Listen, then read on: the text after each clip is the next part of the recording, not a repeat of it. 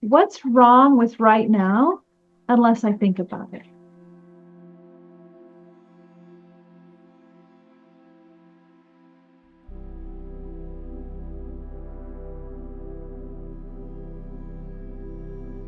What I had thought about talking about today was the, in a sense, predicament that we're in. I think as both clinicians and also people in therapy, where they're wanting to go inward, to work on themselves, to develop their own awareness and consciousness. And it's in the face of a lot of external noise, but not just noise, but real things are happening.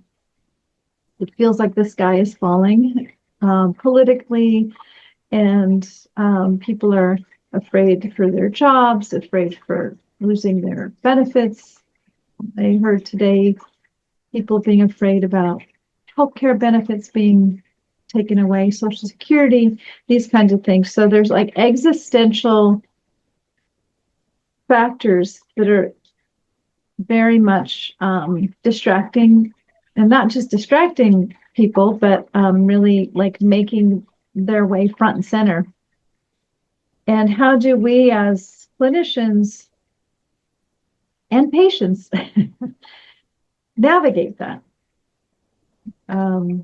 So that it's not like binary, one or the other necessarily, or, somehow feeling very, very distracted and focused on what's going on in the world and neglecting the mind or the psyche, the inner life, or just shutting it all off. I'm not going to listen to the news. I'm just going to, it feels like there's sort of like that kind of split, or maybe tendency toward a split. I know for sure in me, sometimes I'm like, I don't want to even read the news today. And then I'll hear someone say something like, oh my God, the news, I got to look, what's going on. So I feel myself kind of caught in this and navigating it. So I thought it would be a helpful topic for us to talk about and explore and just kind of, yeah, think through for ourselves our own approach and sort of and talk about our own experiences right now. And I should say the date is February 19th, 2025. Things change very quickly. It feels like. So it also feels important to kind of ground ourselves with the date. Because who knows what will be happening next week or next month. So what comes up for you as I'm, sharing about this topic? Any thoughts from you or reactions, responses? I was just thinking, I like how much I feel the same about like feeling at times that there's like only so much I can take in, especially through reading news articles or hearing about what's going on around us. Like there are days where I'll just kind of look at maybe some headlines just to kind of see what's happening. And then I find myself really just wanting to kind of put it away and do something lighthearted or read or watch something lighthearted, like really kind of try to disconnect with it because it feels so overwhelming and just confusing also. And kind of obviously frightening. Like there's just so much feeling that I find myself kind of wanting to maybe also shut off the feeling. Um, and like as I was thinking about that, I this past Monday, for President's Day, obviously there were so many protests going on everywhere, and in the town that I live in, it's a small, kind of quiet, sleepy little town, but there were a lot of folks out protesting and holding signs, and you could just like feel the energy, and it was exciting and like gave some. I felt the life and like the excitement and the anger, and the frustration and the worry and the fear, all of those things. And And I was with my mom who's in town visiting, and she said something like, good, it is good for us to protest, even if nobody will hear us. And, and she said that, and it just like, I don't know, it just like reminded me also of how hopeless the situation can feel at times, where it's like, yeah, who is going to listen? Or what is, is there something that we can do or that can be done to change what's happening or stop it or, slow it down? I don't know. Um, and it's hard just to not have answers and not know what's happening and then to sit in sessions with people and also not know, where it's kind of like, yeah, we're all on this same boat that's sinking and on fire. And so when you were asking like what do we do, or like how do we kind of sit with folks, I was thinking to myself, like, I don't know. I really don't know. Yeah, an idea that I keep coming back to these past couple weeks is controlling what I can control. And sometimes it definitely feels like there's almost nothing that I can control, but it's good to remember that even just taking care of myself and feeding myself, like that counts as something I can control, and preserving my sanity is a worthwhile endeavor. During these times, you help yourself until you can help other people. And I think a lot of what we're up against is a sense of fear and a sense of isolation.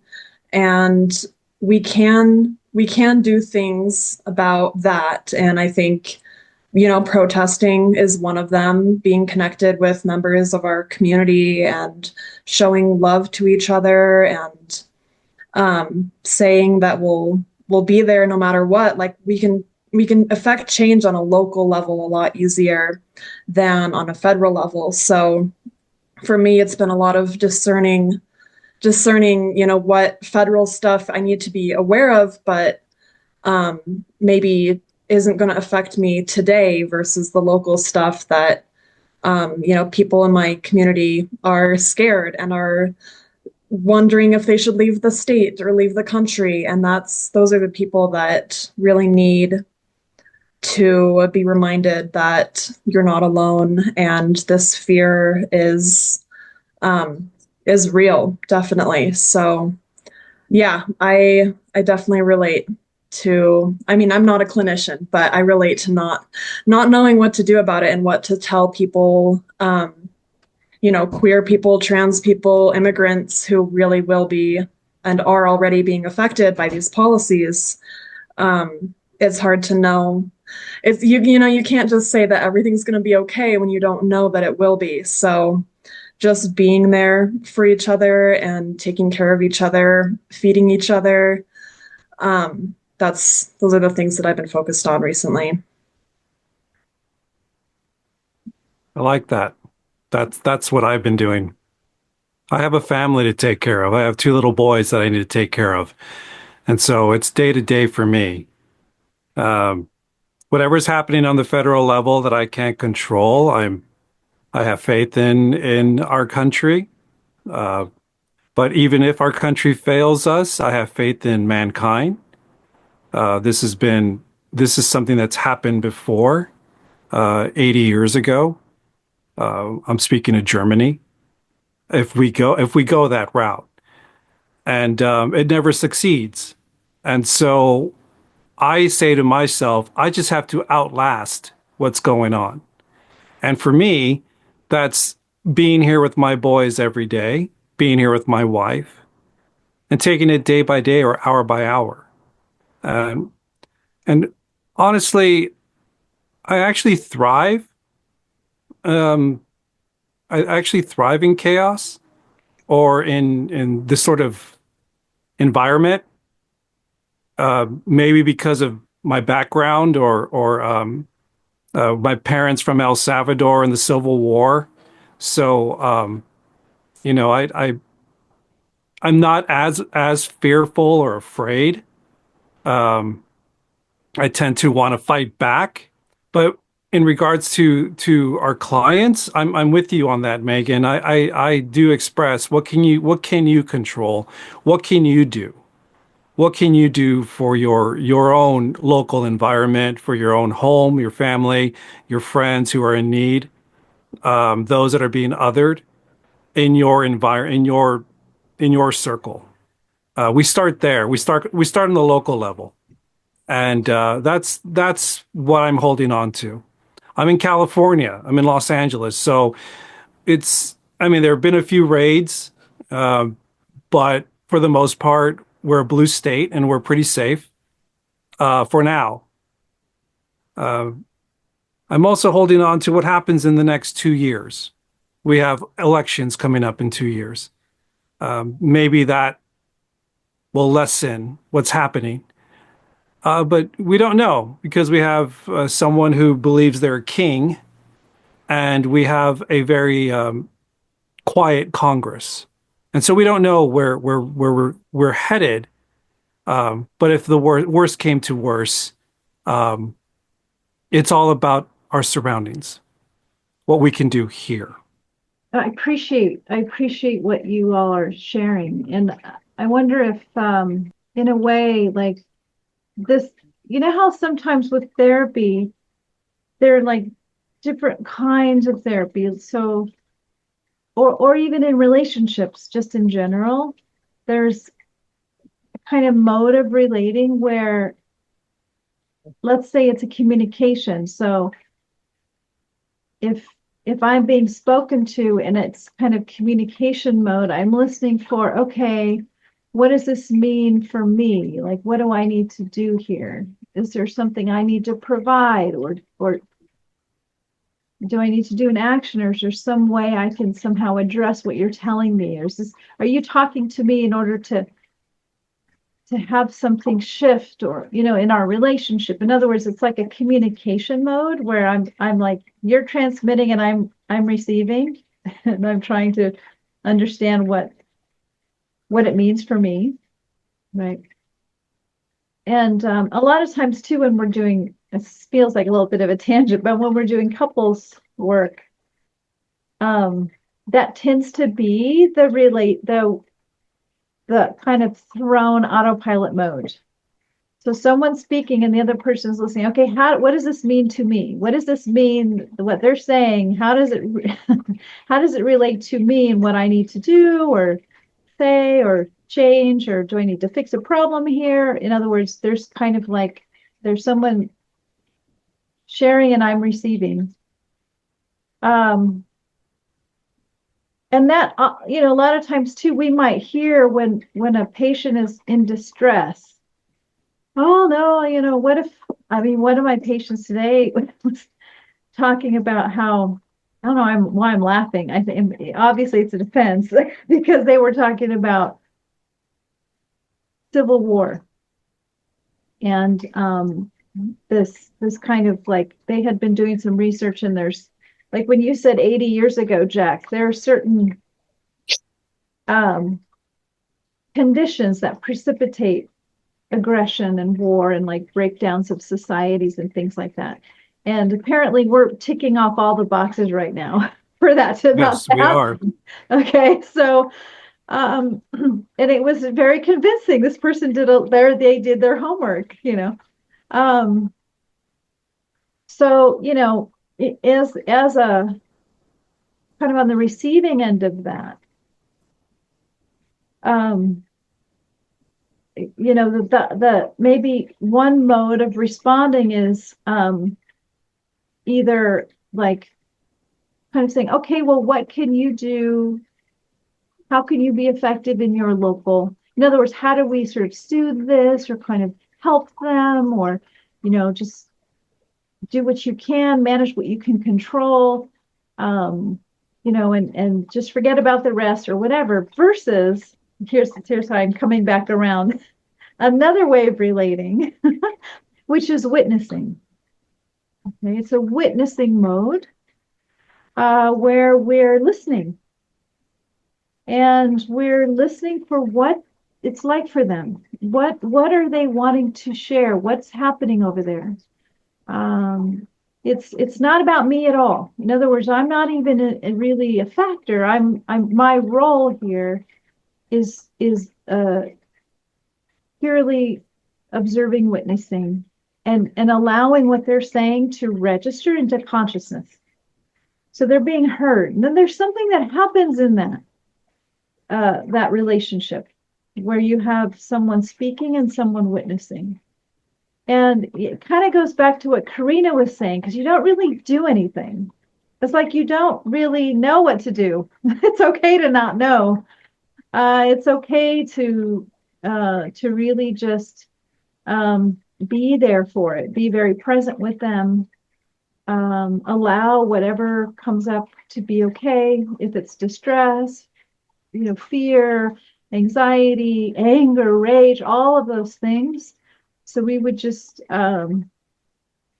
witness that, not have to feel like we have to fix it or sort of help them out somehow. Give them tips and tricks, like, what about you do this and that, and and not that that's not okay. See, so you kind of have to feel into it, right? Like what what is needed or wanted or in a sense unconsciously communicated right there. Is this, are they looking for containment? Are they looking for witnessing? Are they, you're just trying to sort of feel into what would be a support or my role in the interaction. So I'm just noticing for myself that the session tends to take very different very very different outcomes, or very different, there's a very different quality of what gets said. I'm very, I would say, inconsistent in terms of how I might respond, depending upon what someone's presenting or what they're going through. So the tension there's a tension because there's a guy, I don't know if I've ever talked to you about him, but he just died. So he kind of came into my mind. His name is Sailor Bob Adamson. Are any of you familiar with Sailor Bob? Well, he's kind of a mystic. He was like 95 years old, and he's Australian. I think he's Australian. But he had this sort of famous saying. It was, I don't want to mess it up. It's like, what's wrong with right now unless I think about it? What's wrong with right now if I don't think about it, unless I think about it? So the power of that idea is that the underlying kind of premise is that our suffering is caused by our thoughts, which the ego does not like this statement, by the way. Because to the ego, all the answers are in my thoughts. It goes to thoughts. It goes to thoughts for answers. It goes to I'm just going to think about this long enough till I find an answer, right? But this idea is actually, we don't know. And we when we go into our thoughts, we sort of leave the scene, so to speak, where we could, if we were present and stayed here, something might actually emerge and occur, and something may present itself. We don't know, though, like Karina said. So it's like, ooh, sort of dwelling in that. At the same time, the sky is falling, right? And in a way, it's sort of this, Jung called it psychological faith. And now I'm thinking about what Jack's saying, where I have faith in people. I have faith in this country. And I was like, ooh, that's a big statement. Do I have faith? Wow. Didn't I wonder, I'm wondering if maybe I don't. like that was really helpful to hear that, to hear Jack say that, because I was like, oh wow, it's helping, helping me understand some of my own assumptions and like lens, how I'm listening to what's going on around me. Um, but anyway, so that tension of like, yes, the sky's falling, oh my God, and the most effective way I can be is being present. Like that's, but being present means I don't have any answers. I don't have a plan. I don't have, like I can't kind of rely on a lot of stuff. Doesn't mean I'm not effective and I can't do actions and those kinds of things, but there's really no sort of familiar or solid ground for me. Uh, anyway, that was how I was, how I've been noticing today was going with my patients and myself, like my own process too. And I think, well, I'm going to stop there. And what are your thoughts? And Well, the reason why I mentioned that I have faith in people is because there's always a silent majority in any setting. There's always a silent majority. There are people who don't speak up. They have those feelings and thoughts, and they see what's going on. There was a silent majority that didn't vote, and now we're in the situation we're in. So there's always a silent majority, and I have faith in that, in them. What we hear and what we're seeing are the loudest on either end, and it's a small group. Now, yeah, just as in 1930s Germany, a small group from Munich changed the whole world and changed the whole world for decades, which is going to be the fallout for this. It's not going to be great. There's going to be decades of stuff that we're going to have to deal with. But we have to also understand that this sort of thing ends and it never ends good. And so there is a majority of people who are silent right now. I mean, we're hearing it here and there. They're upset about losing jobs and whatnot, but it's going to get bad before it gets better. And I just have to outlive the bad part.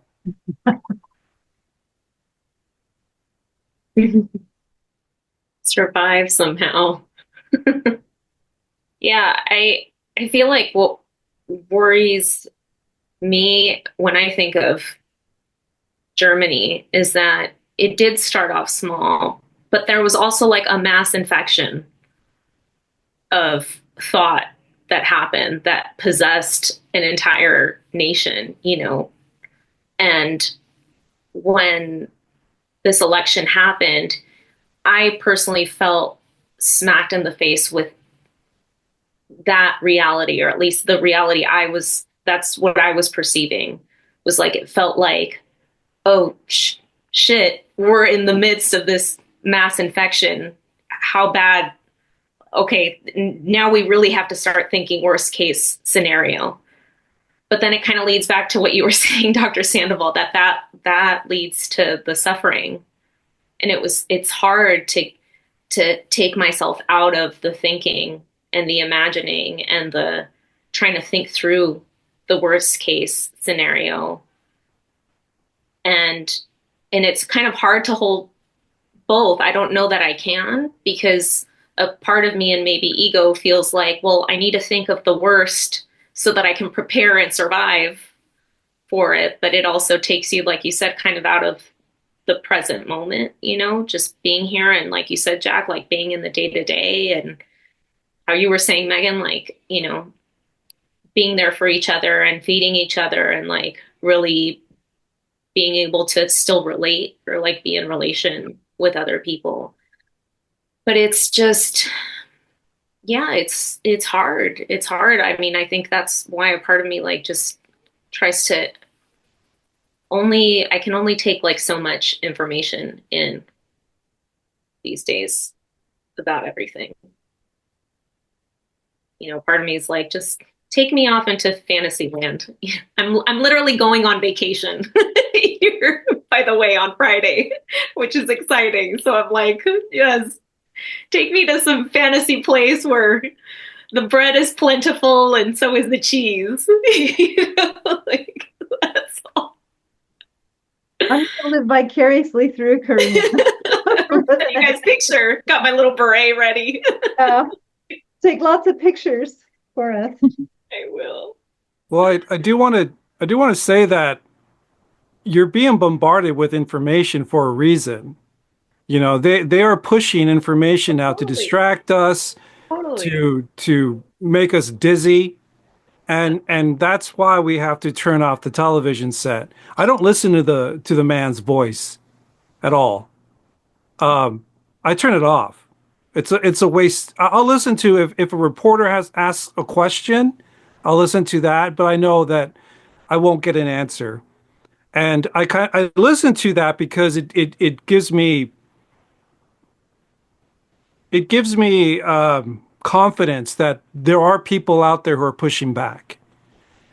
And so that's why I listen to a reporter. I won't listen to the answer. I know it's BS.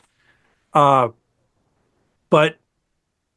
an hour a day, maybe for me, just to see what's happening, and if I have to pack my bags, and then I just get on with my day.